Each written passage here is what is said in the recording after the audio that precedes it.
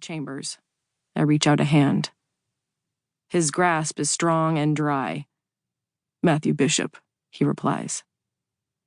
I take in his square chin, light blue eyes, and broad shoulders. Then I turn to his wife. I inhale a light floral perfume as I lean forward to shake Marissa's delicate hand. Her fingers are ice cold. "Sorry we're a little late. There was traffic," she says as her eyes skitter away from mine. I lead them to my first-floor office, closing the door behind us. Matthew helps his wife off with her cape before he removes his overcoat, hanging them on the wood and brass standing coat rack, then takes a seat on the couch. A confident man, assured of his place in the world. They're not touching, but they sit close enough together that it would be easy for them to do so. They don't look like a couple in trouble, but appearances are often misleading. I pick up a fresh yellow legal pad and pen and claim my usual chair, directly across from them. My home office is uncluttered and comfortable, with a few ficus trees, a deep bay window, and colorful abstract prints on the walls. Back when I worked in a building with other therapists, many of them displayed family photos on their desks, turned inward so as not to distract their patients. My desk was then, and is now, bare. I start the session the way I always do. "What brings you here tonight?" Marissa wrings her hands, the large diamond on her ring catching the overhead light. Her flawless skin is pale. "I thought—" She coughs, as if her throat is tight. This isn't easy for her. "Would you like some water?" She manages a smile. "Do you have anything stronger?"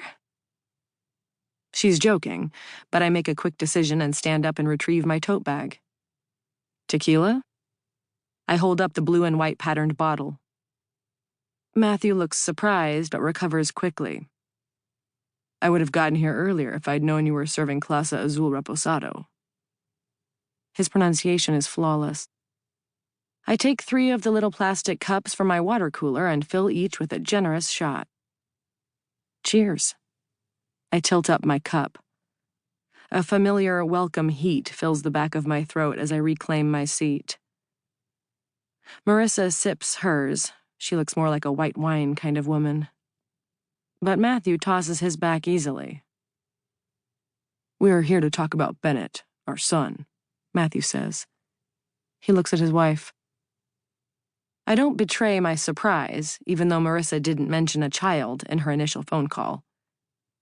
She reaches for her husband's hand. "Actually, sweetheart, that isn't exactly why we're here. I need to tell you something."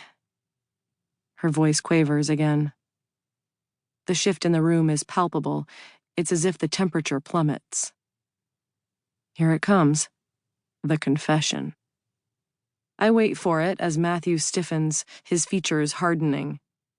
He doesn't blink as he stares at Marissa. "What's going on?" His wife blindsided him. She lured him to me on false pretenses. Not the best way to begin our work, but maybe it was the only way to get him here. "I've wanted to tell you this for a while. I just didn't know how." A tear rolls down her cheek. "I broke your trust, and I'm so sorry." He pulls his hand away roughly. "Cut to the chase, Marissa." She swallows hard. "I slept with someone," she blurts.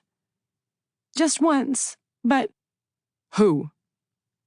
Matthew's word cuts like a knife through the air. She covers her flat stomach with her hands as if she feels its blade. This won't be the first time I've helped a couple through an infidelity.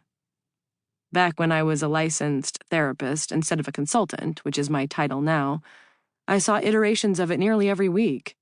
The wife who had an affair with a coworker, the husband who cheated with a neighbor, the fiancé who had a fling with an old girlfriend. But something about Marissa's revelation feels different. Or maybe it's Matthew's reaction. Typically, spouses experience shock when confronted with news such as this. Anger doesn't descend until later. Matthew's rage is immediately palpable, though. His hands clench into fists, the plastic cup crumpling in his grasp.